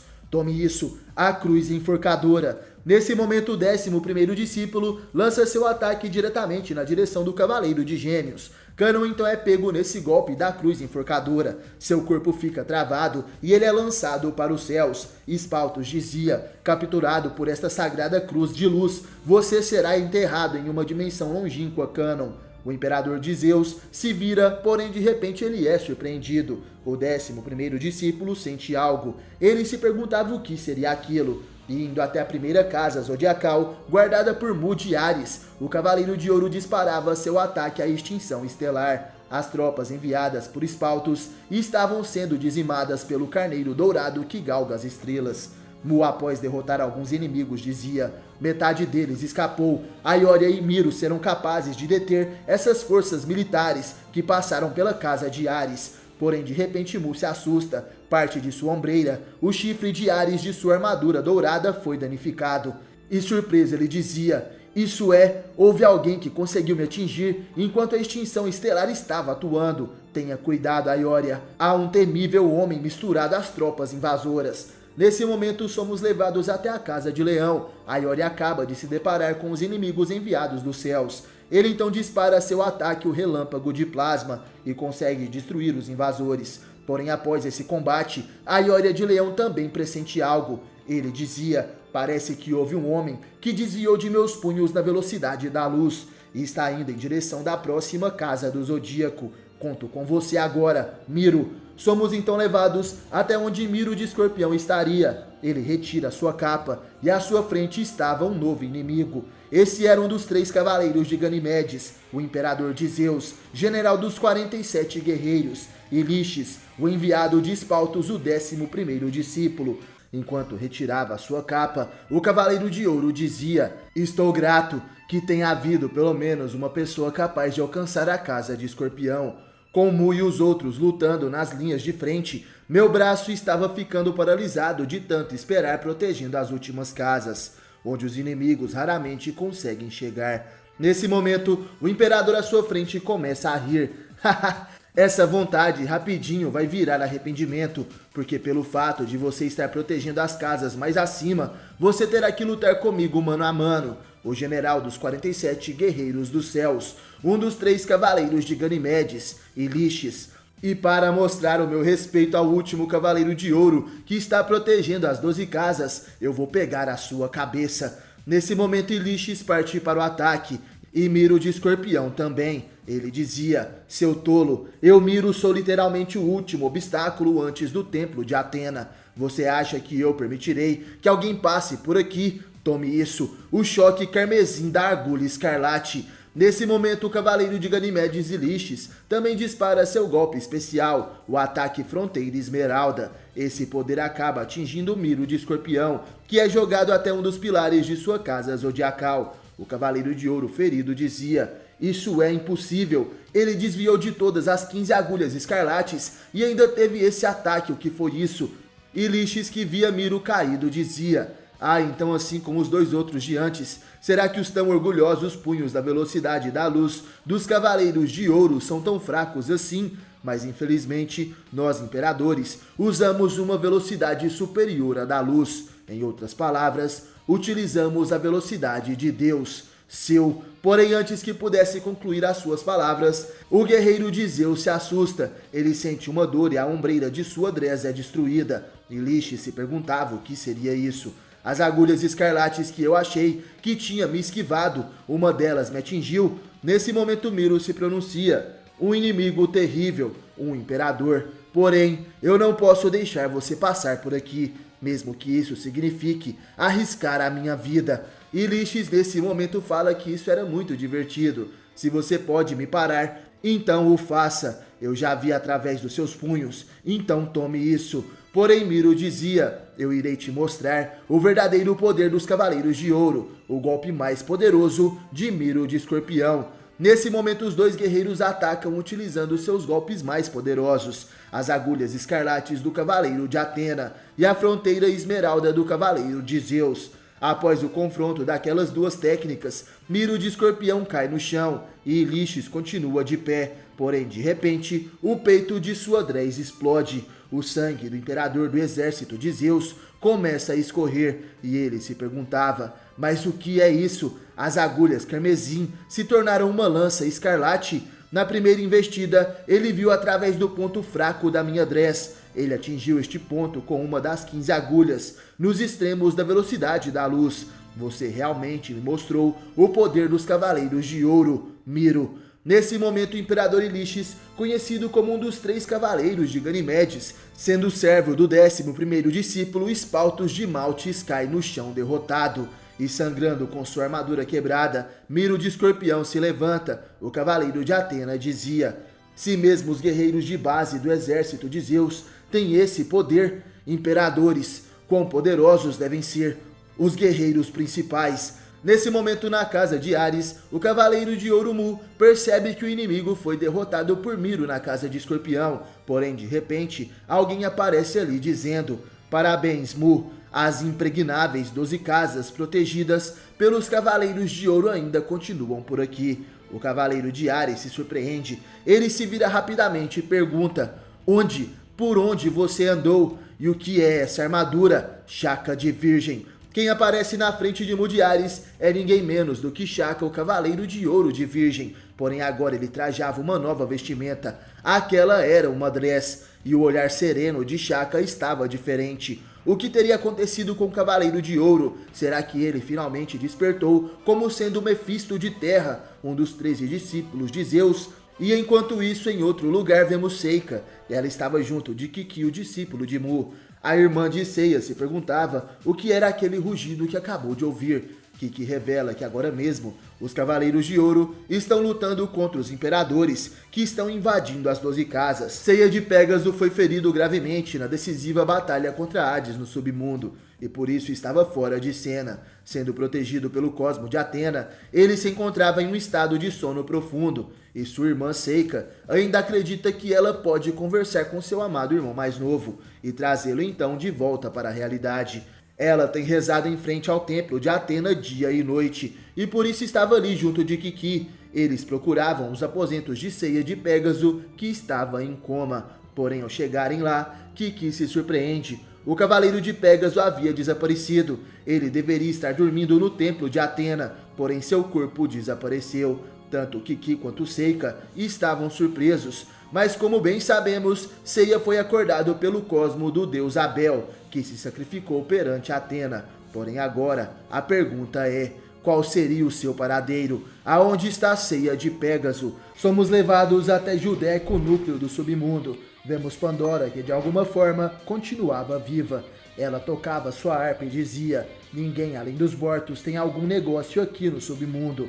Então quem entrou aqui? Nesse momento vemos 3 imperadores de baixa patente, que chegam até o local e diziam, hahaha, nós somos enviados do paraíso, os imperadores. Nós estamos aqui para noticiar a você que é reconhecida como a representante de Hades desde que o rei do submundo desapareceu. Pela influência da operação da Era New Gênesis, a terra de onde você veio juntamente com o submundo será em breve completamente destruída. Mas para os habitantes dos Elísios, aqui está uma condição especial. Rapidamente se aliem a nós e vocês estarão aptos a evacuar para o paraíso. Essa é a grande piedade do Lorde Zeus. Pandora nesse momento responde, infelizmente, as pessoas que vivem no submundo são repletas de pecados. Não há ninguém aqui que possa ser absolvido e levado ao paraíso. Além disso, agora que o Lorde do submundo não está aqui, nós já sabemos que os deuses do paraíso planejam nos governar por debaixo dos panos. Nesse momento, os imperadores perguntam, você rejeita a piedade de Zeus e decide ficar com o destino de destruição do submundo? Que seja, sem dúvida, essa resposta irá despertar a ira dos deuses. Nesse momento, quem aparece atrás dos inimigos é ninguém menos do que Radamantes de Wyvern. O juiz do inferno sobreviveu à batalha contra um dos 13 discípulos de Zeus, o deus das árvores de seda, Halion de Júpiter. Radamantes dizia, ei, vocês não precisam retornar ao paraíso com essa resposta. Suas mortes são mensagens melhores destinadas a Zeus. Os guerreiros do céu se viram rapidamente dizendo, mas o que, seu insolente? Faça com que os espectros saibam o seu lugar. Porém, antes que pudessem atacar, Radamantes chama eles de tolos, e com apenas um golpe, destrói aqueles 3 imperadores de Zeus. Ele fica de joelhos perante Pandora e diz, Senhora Pandora, eu fui derrotado alguns dias atrás, mas por favor ordene que eu vá para a terra e que me empenhe desta vez. Pandora rapidamente o interrompe, não há necessidade disso. Já existe um agente especial que foi enviado para a terra. Assim como as pessoas da Terra não podem exibir seu poder total aqui no submundo sem a proteção de Hades, vocês também não terão poder completo na Terra. Mas esse homem é diferente, porque esse homem nasceu como um dos que protegiam a Terra com Atena. Nesse momento Radamantes fica surpreso. Então você quer dizer que, será que pode ser mesmo aquele homem? Somos levados até uma montanha proibida do santuário. Vemos os imperadores a serviço de Espaltos de Maltes, um dos 13 discípulos de Zeus. À sua frente estavam as Amazonas juntas de Jabu de Unicórnio e os Cavaleiros de Bronze que foram derrotados. Os guerreiros dos céus diziam, haha, nós não podemos brincar com esses peões para sempre. Agora mate-os aqui mesmo. Morram agora. Os guerreiros de Zeus partem para o ataque, porém de repente vários meteoros os atingem. Aquele ataque derrota rapidamente os guerreiros dos céus, que caem no chão sem saber quem os atingiu. Como um relâmpago, um cavaleiro de bronze que carrega o brilho da justiça foi o responsável por este golpe. Marin e China se perguntavam, mas será? Não pode ser, esse poder é... E Jabu junto dos outros cavaleiros ficam surpresos. Você é Seiya de Pégaso. Finalmente o cavaleiro de Pégaso retorna à batalha, esse é Seiya. Vemos mais imperadores que estavam assustados e diziam, mas o que? Somente um cavaleiro de bronze? Isso é um absurdo. Qual o problema em ter somente mais um reforço? De repente todos aqueles inimigos começam a ser congelados. Aquele ali presente é Yoga de Cisne, que ataca com o seu pó de diamante. Jabu e Ichi diziam, Yoga, nós esperávamos por você. O cavaleiro de Cisne se aproxima do Pégaso e dizia, Seiya, me desculpe, eu estou atrasado. Nesse momento vemos os dois cavaleiros de Ganimedes restantes. Átoras perguntava para Velâmios, quem seriam esses? E Velâmios responde, eu ouvi que eles são cavaleiros de bronze, mas que de tempos em tempos eles exibem um cosmo maior do que os cavaleiros de ouro, os heróis que repudiaram o rei dos mares e o lorde do submundo. Átoras diz que seria interessante, já me cansei desses pequenos filhotes, então deixe que eu, Átoras, transpasse você.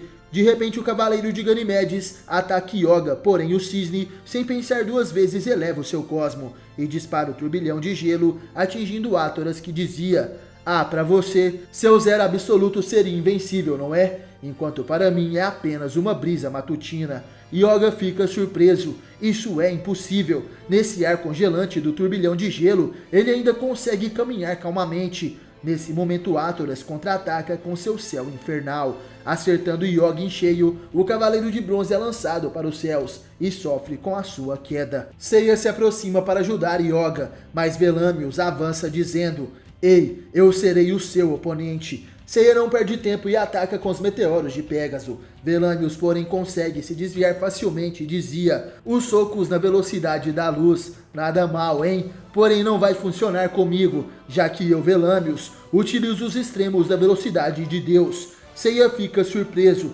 impossível, meus meteoros sequer o arranharam. E de repente Velâmios aparece atrás do Pégaso. Tire as conclusões do que é um verdadeiro meteoro.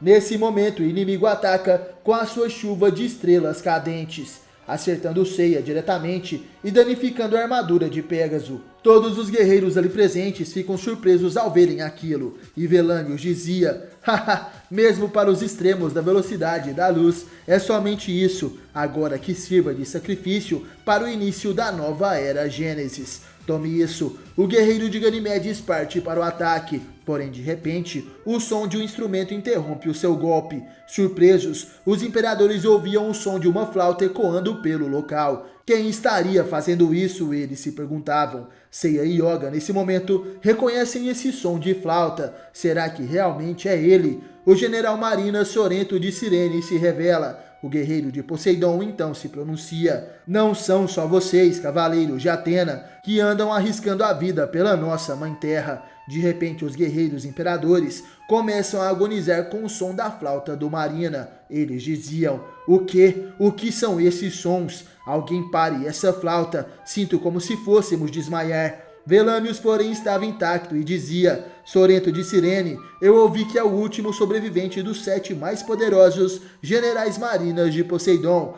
Átoras também dizia, ei, seu prepotente, não pense que um tipo de ataque fraco como esse poderá ser usado nos cavaleiros de Ganimedes. Porém, Átoras se assusta. Sorento continua tocando a sua flauta, mas de repente uma melodia de uma lira se junta à da flauta do Marina de Cirene. Os imperadores se perguntavam quem seria esse. Quem está tocando esta lira em conjunto com a flauta de Sorento? Aquele que milagrosamente aparece para a batalha é o lendário cavaleiro de prata Orfeu de Lira, conhecido por ter um poder equivalente aos cavaleiros de ouro de Atena. Seiya fica surpreso ao vê-lo. Orfeu, então você está vivo! Nesse momento o cavaleiro de prata se pronuncia, Seiya, estou feliz que você esteja de volta, mas eu já perdi a minha vida no submundo, como habitante do país da morte. Pandora e os outros me deram um tempo a mais de vida para que assim eu possa terminar a minha missão como um agente do submundo. Agora, Seiya, deixe este lugar conosco e siga em frente. Agora é hora do poder humano se unir e proteger a Terra. Os imperadores agonizavam ouvindo o som dos instrumentos que ecoava naquele lugar. Eles diziam: o barulho está aumentando. Alguém faça alguma coisa, nós vamos enlouquecer. O general Marina Sorento de Cirene utiliza o seu ataque e o clímax da morte. E enquanto isso, o cavaleiro de prata Orfeu de Lira utiliza seu golpe e o acorde noturno. E em agonia os inimigos diziam: os sons da flauta e da lira estão ecoando em conjunto. Parem vocês dois, se isso continuar, os ecos vão chegar ao limite e os cosmos dentro de vocês vão causar uma explosão.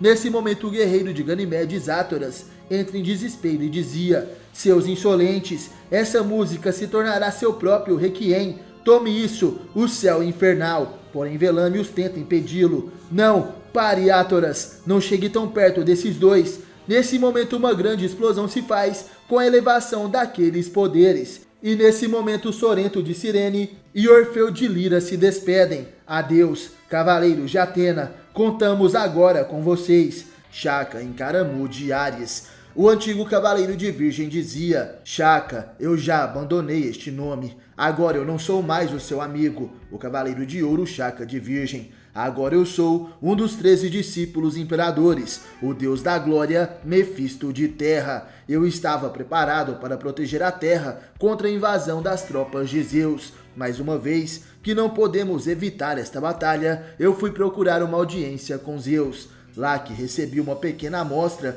do seu grande pensamento e percebi o quão tolo eu era. Sim, sua criação é a única maneira de sermos guiados. Há uma utopia para nossa própria salvação. Ir contra isso é blasfêmia. Mu de Ares fica surpreso. Impossível, eu sei de seu destino, mas um homem como você, se deixar convencer por Zeus, trair a Atena e se aliar ao paraíso, ou assim como Saga e os outros, suas ações estão escondendo algo em seu coração. Nesse momento, Mefisto revela que agora sua missão é persuadir Atena a concordar com as intenções de Zeus e dissuadi-la em relação às atitudes traíras para com o paraíso.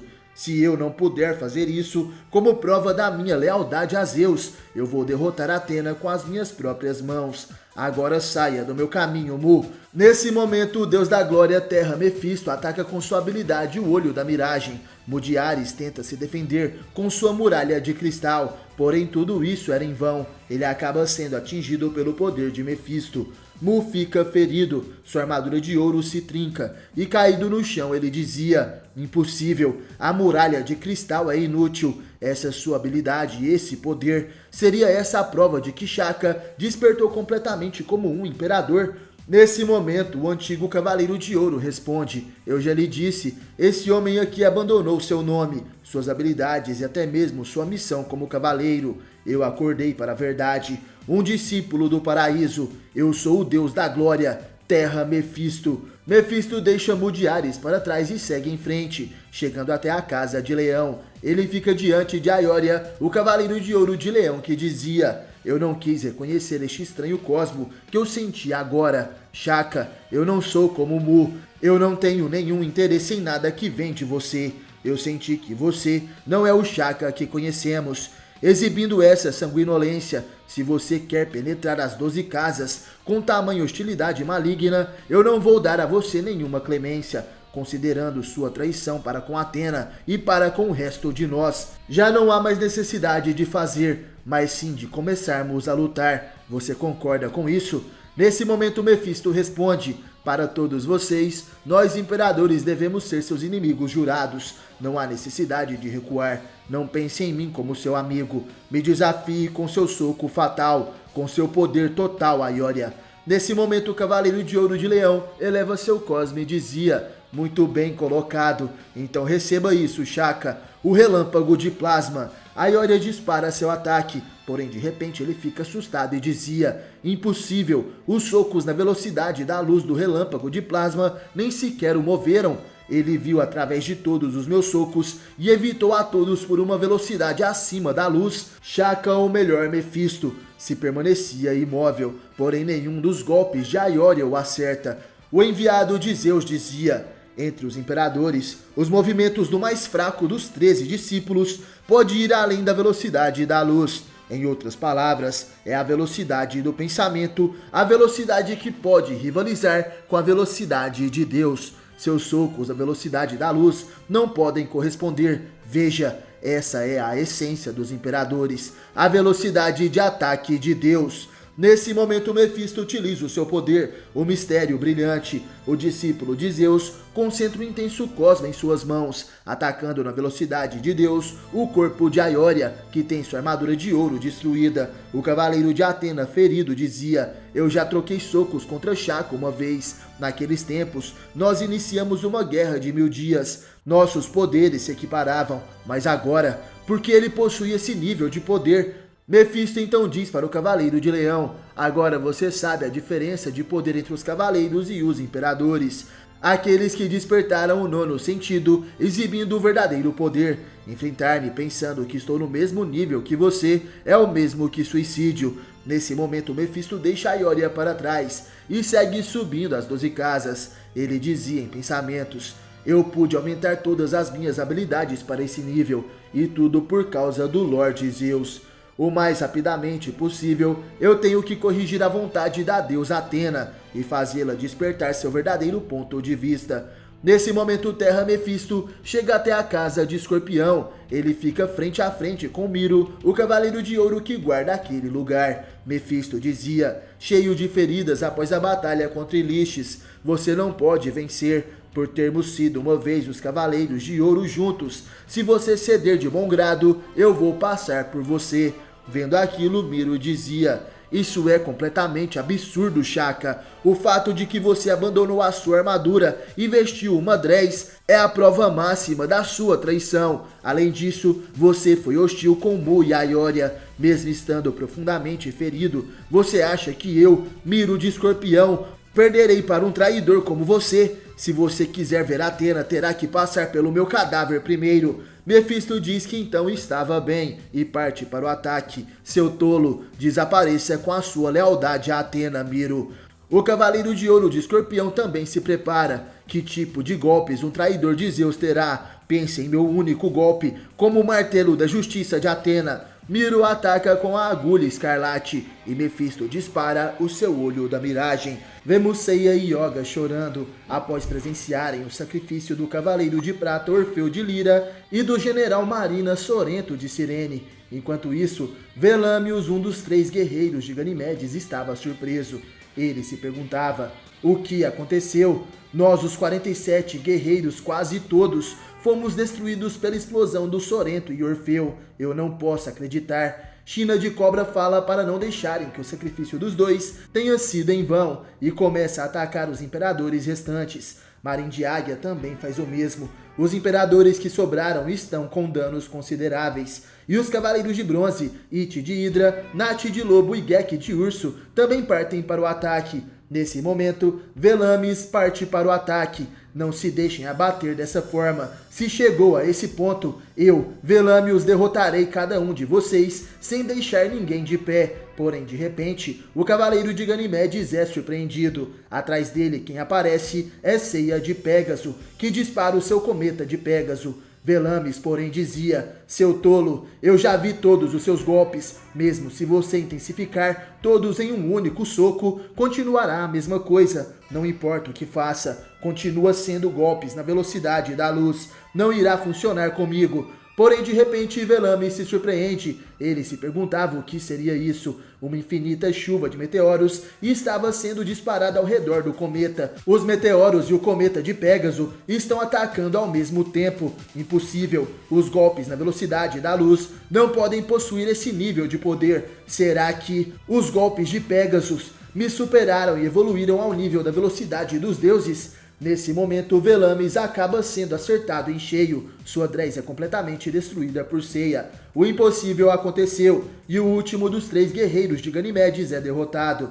Nesse momento, vemos um dos 13 discípulos de Zeus, Espaltos de Maltes, que liderou os 47 guerreiros derrotados até o santuário de Atena. Ele se vê vagando em um vasto universo e se perguntava como isso seria possível. Onde eu estou? Eu certamente estava lutando nas linhas de frente do santuário. Então por que eu estou nesta dimensão estranha? De repente uma voz chama a atenção de Spaltos. Esse lugar é o abismo entre dimensão e espaço. Você não notou que eu lancei o meu triângulo de ouro ao mesmo tempo que o seu poder? Nesse momento Spaltos se vira e fica surpreso. Não pode ser. Você é... Quem estava ali atrás do discípulo de Zeus era Cânon de Gêmeos. O cavaleiro estava ferido e não trajava mais a armadura de ouro. Spaltos não consegue acreditar. Você deveria estar enterrado em uma dimensão distante, como você está aqui. Cânon então revela que se a alma de seu irmão gêmeo mais velho Saga, habitando a armadura de Gêmeos, não tivesse o salvado no momento exato, ele definitivamente estaria enterrado no cemitério das dimensões. Spaltos fica surpreso. Então quem eu enterrei foi a armadura de Gêmeos e o espírito de Saga que a habitava, e pelo estranho feito duplo da colisão das duas técnicas, ambos fomos arrastados a essa dimensão desconhecida. De repente o Imperador de Zeus percebe algo. Ele pergunta o que Cânon estava fazendo. O Cavaleiro de Ouro se preparava para disparar o golpe mais poderoso da constelação de Gêmeos, a explosão galáctica. Spaltos então gritava: isso é impossível, pare Cânon, colidir golpes neste espaço desconhecido fará algo anormal acontecer. Nós dois cairemos nos limites das dimensões e não poderemos mais escapar, nossas almas se dispersarão, você está certo disso? O Cavaleiro de Ouro responde que estava preparado. Por Atena e pela Terra, arriscar nossas vidas é o destino dos cavaleiros, não há por que eu hesitar, venha comigo ao limite das dimensões, Spaltos. O discípulo de Zeus então finalmente parte para o contra-ataque e dizia: seu tolo, você morrerá primeiro, receba isso, a cruz enforcadora. Cânon continua seu ataque com a explosão galáctica e se despede de sua deusa, dando adeus para Atena. O choque da explosão de poderes é intensa, Espalto de Maltes é completamente destruído, e Cânon de Gêmeos que se sacrificou dizia: conto com vocês, cavaleiros de Atena, meus companheiros, meus irmãos. Voltando às 12 casas do santuário de Atena, vemos Milo de Escorpião adentrando a sala do grande mestre. Ele dizia: Atena, me perdoe, eu falhei. Assim que possível, saia deste templo. Saori fica surpresa. O cavaleiro de ouro de Escorpião cai bem diante de seus olhos. Ela se perguntava qual o sentido disso tudo, o que está acontecendo, e de repente a deusa se assusta ao ver Shaka em sua frente, trajando uma dress, a vestimenta dos imperadores, os guerreiros de Zeus. Porém, de repente, ele se pronuncia: eu agora sou Mefisto, todos os meus pecados foram perdoados pelo grande coração onipotente do Lorde Zeus. Você, a amada filha dele, não quer nenhum conflito desnecessário. Ficar aqui é um desrespeito a ele. Abandone suas intenções traidoras e retorne ao paraíso comigo. Ele provavelmente a receberá de braços abertos. Saori então perguntava: o que está dizendo, Shaka? Não importa o que aconteça, eu não abandonarei a Terra. Enquanto meu pai não desistir desse pensamento de devastar este planeta, eu não posso retornar e negar esses sentimentos. E nesse momento Mefisto ergue sua mão contra Atena e diz: ah, você recusa a misericórdia especial de seu querido pai. Então eu, Mefisto, irei tirar sua vida pela glória do paraíso. Prepare-se. Porém, de repente, uma voz interrompe o ataque de Mefisto. Essa pessoa dizia: Shaka de Virgem, na verdade, é um homem moderado. Ele jamais faria algo como tirar a vida de Atena ou algo do tipo. Mefisto, nesse momento, fica perplexo. E Atena, surpresa, dizia: você é o verdadeiro Shaka de Virgem? Nesse momento, quem chega até aquele local é o Cavaleiro de Ouro Shaka de Virgem. Milo de Escorpião, caído no chão e cheio de ferimentos, se perguntava: mas o que é isso? Como isso pode ser possível? Shaka, é realmente você? O Cavaleiro de Ouro de Virgem, observando Mefisto, dizia: enquanto eu estive ausente, parece que você teve a audácia de pegar emprestado a minha aparência. De fato, uma transformação que mesmo Atena não pôde ver além. Mas agora que eu estou aqui, essa aparência não faz mais sentido, correto?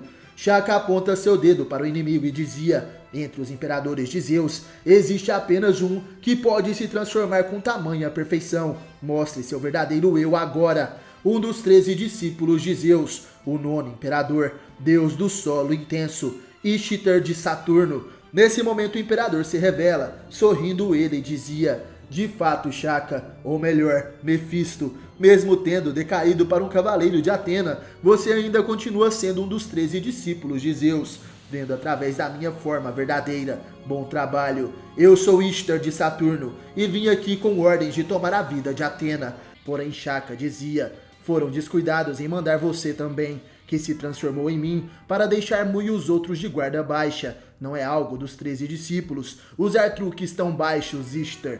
O guerreiro de Zeus então responde, mesmo se não tivesse me tornado você, eu teria vencido. Eles são oponentes triviais. Essa é uma lição aos cavaleiros que têm uma amizade tão fraca com um traidor como você. No meio da batalha entre decepção e traição, eu disse a eles o quão fraco e estúpido é confiar uns nos outros. Nesse momento Shaka dizia, já chega. Se não usar essa confiança numa amizade, eles jamais deixariam você invadir aqui. Agora eu consertarei o erro deles. Eu mostrarei a você o verdadeiro poder dos Cavaleiros de Ouro, Ishtar.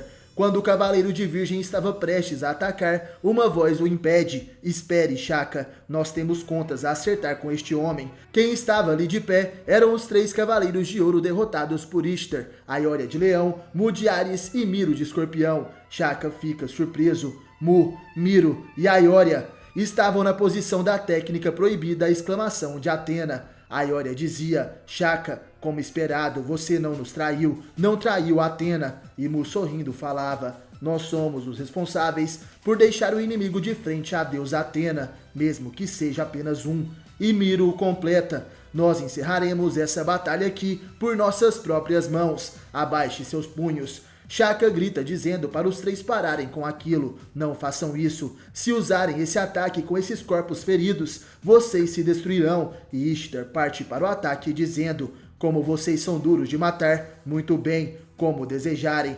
Eu matarei vocês primeiro. Recebam isso. Ishtar ataca, porém nesse momento Aioria, Mu e Miro diziam, nós que estamos profundamente feridos, só podemos fazer isso. Atena, por favor, nos perdoe por usar esta técnica proibida na sua frente. Esse é nosso último ataque.